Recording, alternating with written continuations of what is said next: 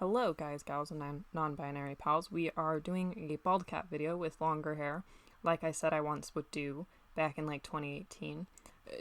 Quick disclaimer, this video was shot October of 2018 and I'm only now getting to editing and posting it. My bad, I'm sorry, school got a little busy. So we're starting off with a middle part. You are going to put so much hair gel in your hair and you want everything coated in gel. If I were going to do this now, I would actually section it out and go section by section and lay all the hair. I also should point out, I have an undercut. This isn't even all of my hair.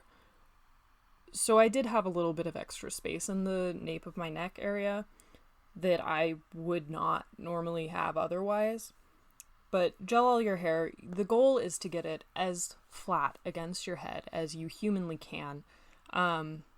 Brush it down, comb it down, whatever you need to do. Once you get the area on your scalp flattened out, and I did terrible editing, I'm so sorry.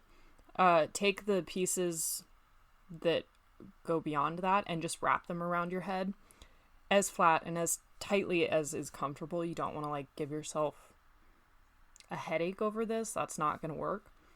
But wrap it around your head, pin it. These pins won't stay. I saw a lot of videos when I was filming and getting ready to film this where people would put hairpins in their hair but leave them in while they put on the bald cap.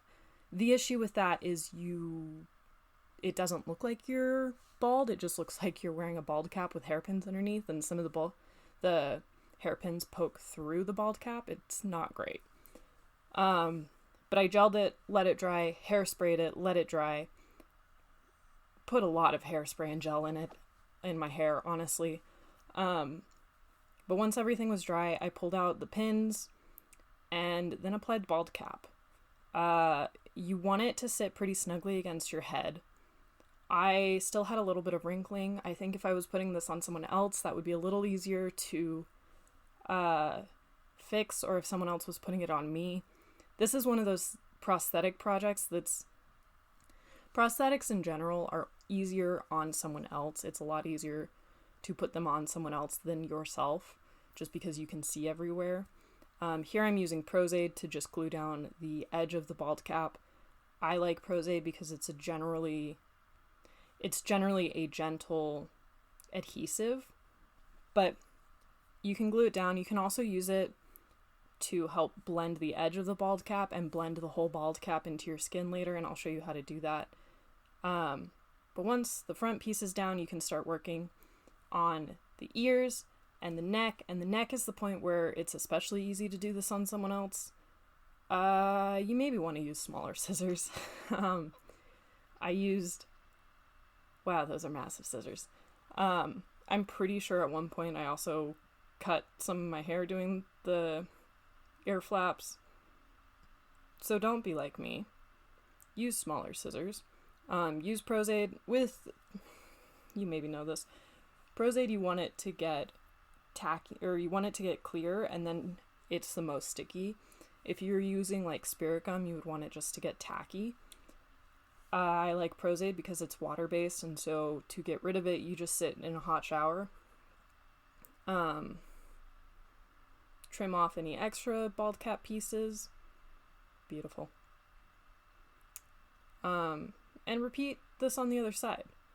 It's not difficult, but it is easier when you can see the side of your head and everything. At this point, I'm waiting for Prozaid to dry, and so I started on my makeup. I'm using a yellow... God, that filming. A yellow corrector under my eyes to reduce bags, and then a green corrector on I end up putting it on my whole face. I don't know that I would put it on my whole face now, but that's fine. A green corrector everywhere else because I have pink undertones, and so I look very pink very easily. It looks ridiculous now. I promise it looks so much better later when we put the rest of the makeup on.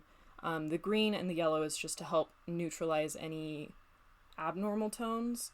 I will put blush back in so it looks like I'm I do have color in my skin. We'll get to that, I promise. I needed to put extra Pros-Aid in this area just because I didn't put enough. If you need to reapply Pros-Aid, it's always better to put more on than to like have your prosthetic come up partway through the day. I would always prefer to take longer removing a prosthetic than halfway through the day be trying to manage it falling off. That's maybe just me, I don't know.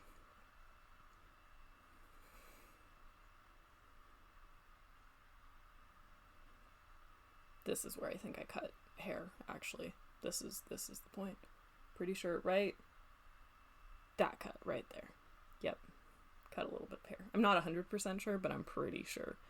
I was just making that fit around my ear a little bit better. I probably did it on the other side and just removed my editing on this is not my best work. I filmed it in 2018, edited it about a month ago, and am now getting to the sound voiceover. We'll see how long it takes to post. I don't know.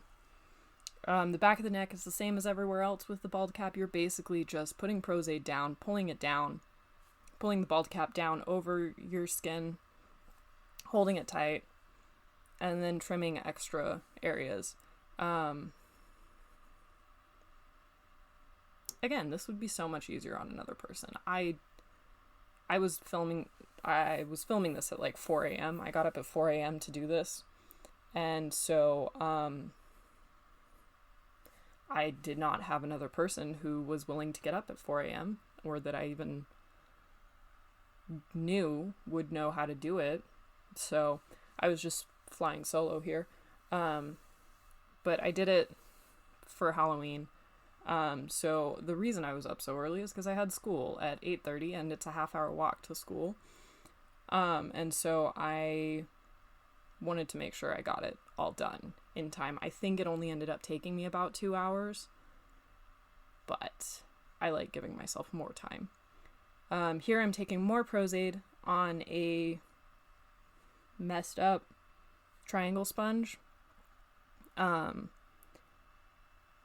I'm basically just putting it all over the bald cap. This is going to help blend edges. It's also going to make it more of a normal texture. The bald cap I have is like a Spirit Halloween style. I don't know that I got it at Spirit Halloween, but it was like a $20 cheap little bald cap from a Halloween store. Not super high quality, not bad quality, but not like amazing or anything. It was a decent bald cap. It wasn't like anything exciting. But to give it more of a normal skin texture, you will want to put Pros-Aid all over it. You could use liquid latex in this situation to help blend the edges and blend the cap a little bit more. My liquid latex has a lot of ammonia in it because it's a very cheap one, so it would cause some irritation and tearing up around my eyes. Then after the Pros-Aid is dry, you notice it's ridiculously shiny, and to remove that shine, you will put baby powder all over it, everywhere. You will have so much baby powder on your face. Don't do this in your costume unless you have like a cape or something to cover yourself, because I really by the end of this, my black hoodie looked gray. After everything's powdered, you will want to correct all the tones. As you can see my hairline clearly through the bald cap. The easiest way to go through that and to fix that is just to put a super full coverage foundation. I was using a Rimmel, I can't speak English, guys. A cream foundation that I think has a little bit more of like a warm undertone than I go for, but it works, it's fine. It can feel a little cakey, so I don't wear it a ton, but it's really great for something like this where I need to have full coverage on my bald cap to help cover up all the extra hairlines and everything. And then you'll powder it again because I'm using a powder contour. The powder contour would look streaky, I guess, if you just put it directly onto the cream makeup. If you're using a cream contour, put the cream on before you powder. You guys have seen YouTube videos, you know how this goes. If you haven't, hi, welcome. Glad I could be your first. It's so cute. So powder everything after you put the cream makeup on. Then if you're going in with powder again, use the powder again.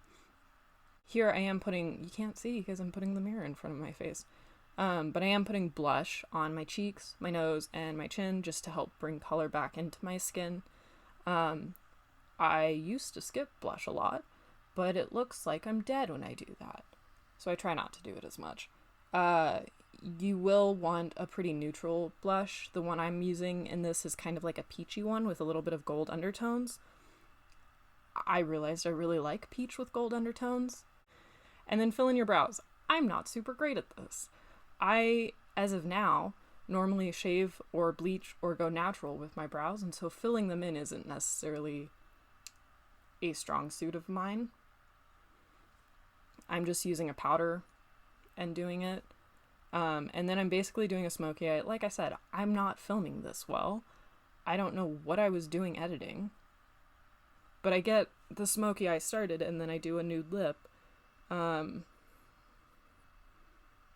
It's like a brown nudie lip. I don't know.